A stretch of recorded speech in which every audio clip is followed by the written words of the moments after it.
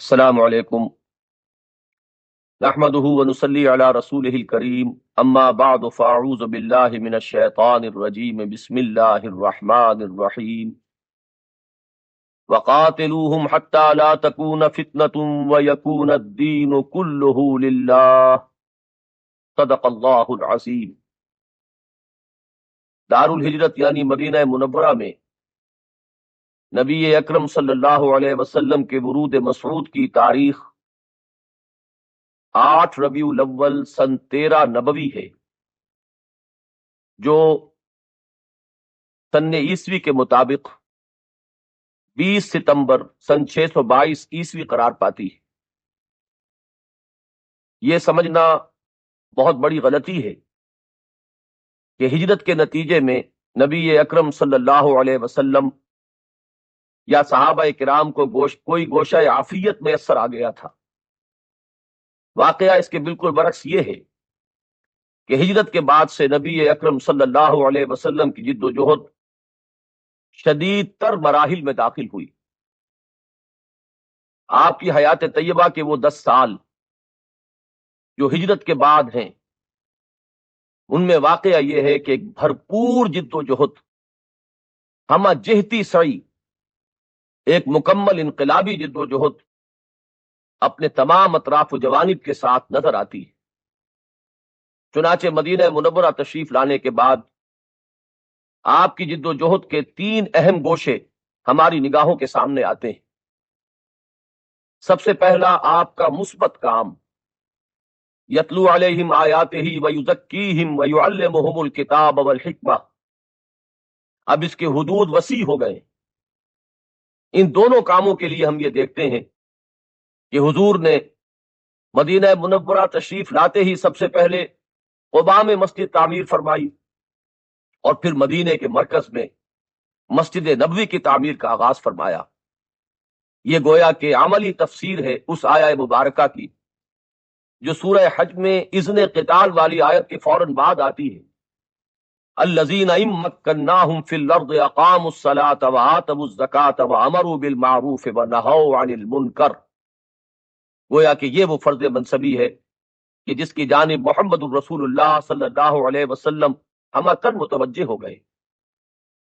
دوسری جانب یہ جو ایک آزاد مسلمان حکومت قائم ہوئی، جو ابتداً تو ایک چھوٹی سی شہری ریاست تھی، لیکن جسے حضور کی حیات طیبہ ہی کے دوران عرب کے اطراف و جوانب تک وسیع ہونا تھا، اور جسے آئندہ کی ایک عالمی اسلامی ریاست کے لیے پیش خیمہ اور نمونہ بننا تھا، اس کے استحکام کا فریضہ تھا، جس کے ضمن میں واقعہ یہ ہے کہ نبی اکرم صلی اللہ علیہ وسلم کے تدبر اور حسن تدبیر، معاملہ فہمی، پیش بینی اور آپ کے حسن انتظام کے جو مظاہر سامنے آتے ہیں، آپ کے تمام سیرت نگار، خواہ وہ آپ کے ماننے والے ہوں یا آپ کے دشمن ہوں، سب نے اس کا اعتراف کیا ہے کھلے دل کے ساتھ۔ چنانچہ منٹگمری باٹ نبی اکرم صلی اللہ علیہ وسلم کے حسن تدبر کو جن شاندار الفاظ میں خراج تحسین ادا کرتا ہے، واقعہ یہ ہے کہ شاید ہی نسل آدم کے کسی اور شخص کے لیے ان الفاظ کو کبھی استعمال کیا گیا۔ اس ضمن میں نبی اکرم صلی اللہ علیہ وسلم نے کمال حسن تدبر سے کام لیتے ہوئے سب سے پہلے یہود کے تینوں قبیلوں سے معاہدے کر لیے، اور انہیں اس قول و قرار میں جکڑ لیا جس کی بنا پر کبھی بھی وہ نبی اکرم صلی اللہ علیہ وسلم کی مخالفت سامنے آ کر نہ کر سکے۔ ایک دوسرا ایلیمنٹ جو مدینے کی اس چھوٹی سی اسلامی ریاست اور چھوٹے سے اسلامی معاشرے میں یہود ہی کے زیر اثر پروان چڑھ رہا تھا، وہ منافقین کا گروہ تھا۔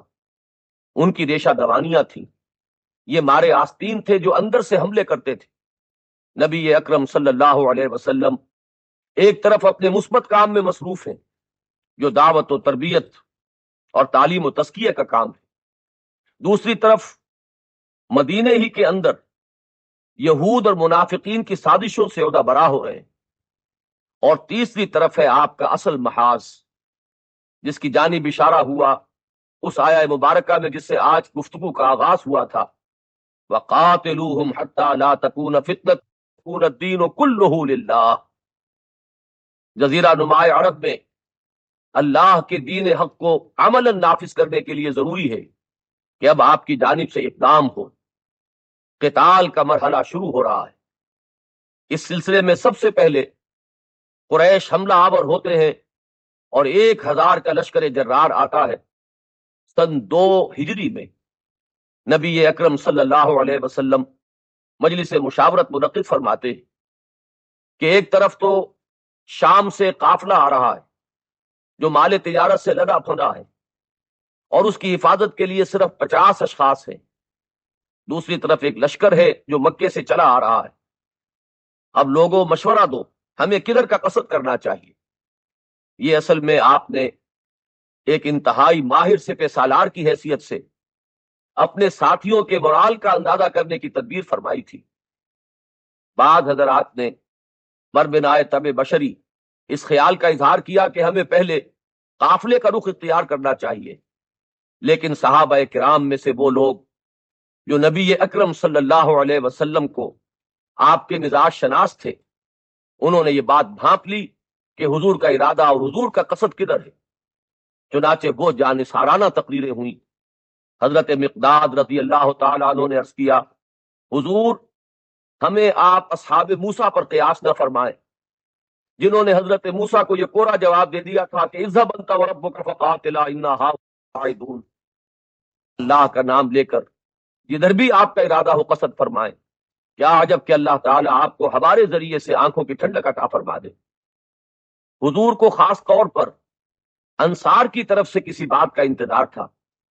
چنانچہ اس کو بھانپ کر حضرت سعد بن عبادہ رضی اللہ تعالی عنہ رئیس خزرج کھڑے ہوئے اور انہوں نے عرض کیا کہ حضور انا آمنا بک وصدقناک، ہم آپ پر ایمان لا چکے ہیں، ہم نے آپ کی تصدیق کی ہے، اب ہمارے لیے کون سا اختیار رہ گیا ہے.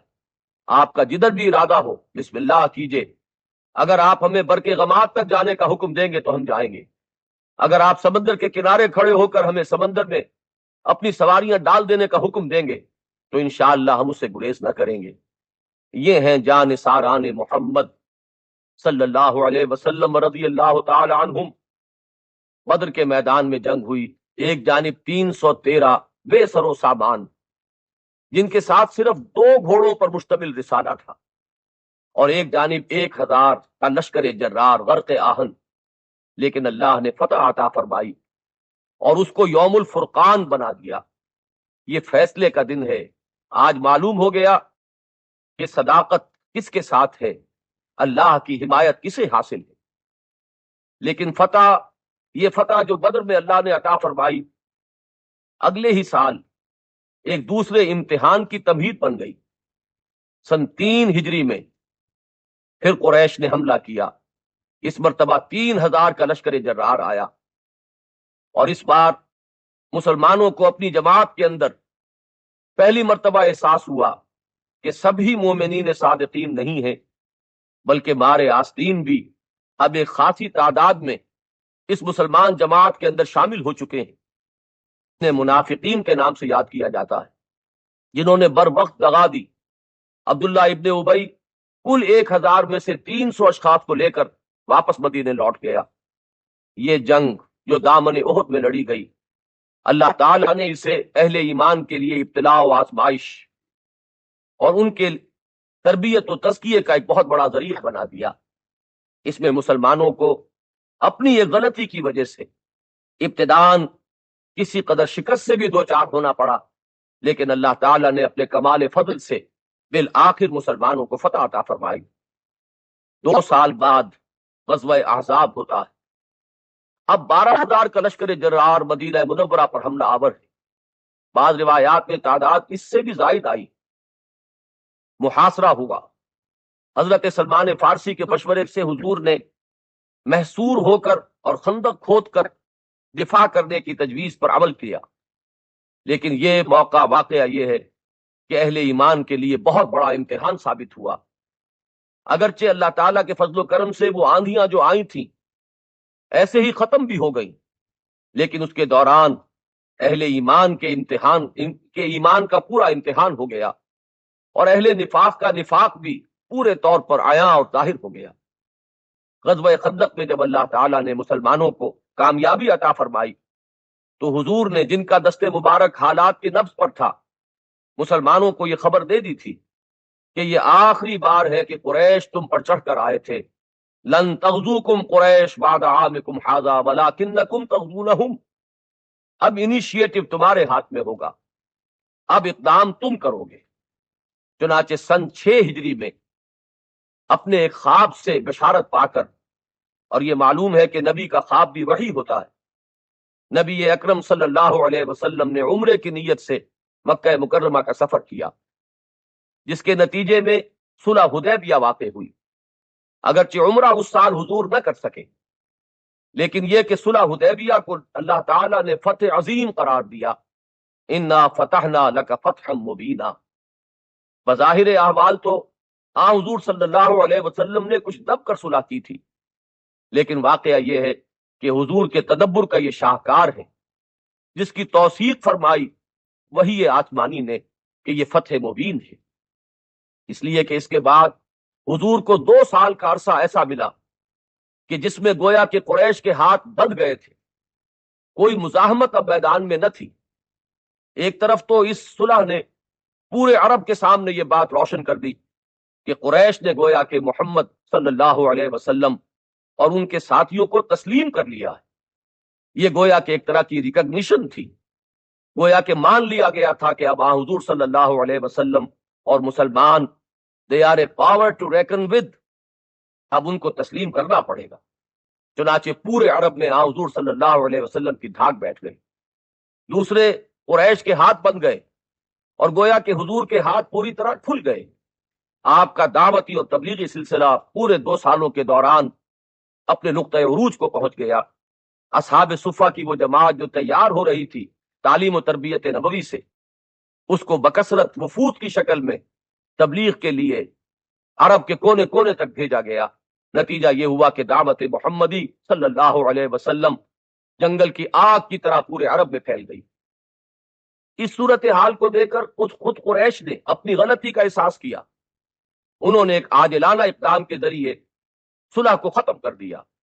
اس کے بعد ان کے مدبر رہنما حضرت ابو سفیان، جو اس وقت تک ایمان نہیں لائے تھے، اگرچہ انہوں نے حالات کے رخ کو پہچان کر پوری کوشش کی کہ اس صلح کی تجدید ہو جائے، لیکن نبی اکرم صلی اللہ علیہ وسلم کا دست مبارک جس طرح حالات کی نبض کو ٹٹول رہا تھا، اس سے یہ بات آپ کے سامنے بالکل عیاں تھی کہ اب کسی صلح کا دوبارہ کرنا گویا کہ کفر اور شرک کو ایک فریش لیز آف ایگزسٹنس دینا ہے۔ لہذا آپ نے صلح کی اس کوشش کی، کوئی بھی آپ نے اس کوشش کو قبول نہیں فرمایا، اور آپ نے سن 8 ہجری میں 10,000 صحابہ کرام کی معیت میں مکے کی طرف پیش قدمی کی، اور اللہ تعالی نے نبی اکرم صلی اللہ علیہ وسلم کو ایک فاتح کی حیثیت سے اس شہر میں کل 8 سالوں کے اندر اندر داخل کر دیا، جہاں سے 8 سال قبل حضور اپنی جان بمشکل بچا کر نکل سکے تھے۔ ذالک فضل اللہ یؤتیہ من یشاء۔ فتح مکہ کے فوراً بعد طائف کے قبائل کی طرف سے ایک آخری کوشش ہوئی، اس کو یوں سمجھا جانا چاہیے کہ عرب میں کفر اور شرک کی طرف سے یہ آخری ہچکی تھی۔